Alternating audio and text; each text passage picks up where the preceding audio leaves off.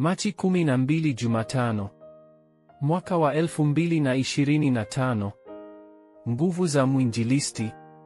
Matendo 1:8.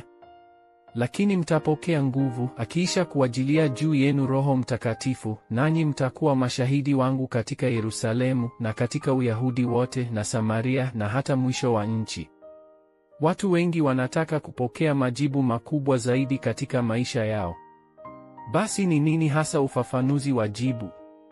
Maombi ya kungoja jibu 25 kwa nguvu 24. Unapofurahia kazi bora ya milele ndiyo jibu. Kufurahia nguvu za Mungu kila siku, kungoja jibu la ufalme wa Mungu na kungojea kazi kuu ya uinjilisti wa ulimwengu peke yake ndiyo jibu. Kwa hivyo, kiwango chako ni lazima kiwe 24. Unaingia katika umakinikaji aina tatu kwa kuzingatia baptizan 7, safari 7 na miongozo 7 ambayo Kristo alitoa. Kisha jukwaa, mnara wa mlinzi na antena zitawekwa kiotomatiki. Kwa wakati huu, kuingia katika matatizo, migogoro na mizozo ni majibu tatu. Hatimaye, utakuja kufurahia 300% katika kazi yako.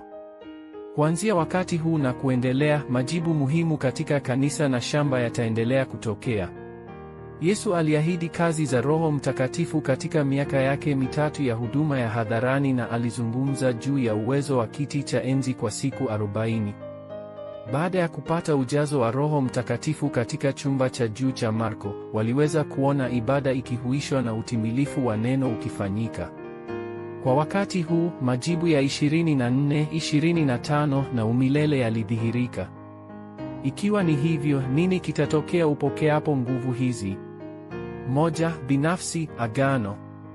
Nguvu za Mungu zitadhihirika juu ya mtu binafsi.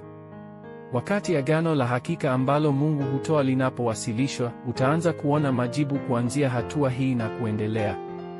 Nenda ukatoe dhabihu ya damu. Ilikuwa ni wakati huu neno la Mungu lilianza kutimia. 2. Kanisa, mikondo 3.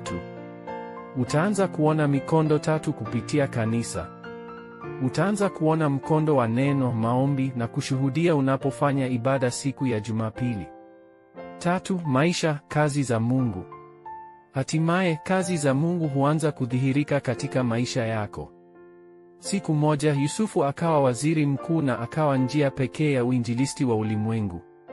Pia siku moja Misri ilianguka, kazi za Kutoka zikainuka na maneno ya Samueli hayakuanguka chini. Siku moja harakati ya Dothani liliibuka. Harakati za aina hizi zinaendelea kuibuka hata sasa. Ombi la agano. Mungu Baba, maofisa wote wa kanisa wapate nguvu mpya. Remnant wafungue macho yao na ulimwengu wote upone. Katika jina la Yesu Kristo ninaomba. Amen.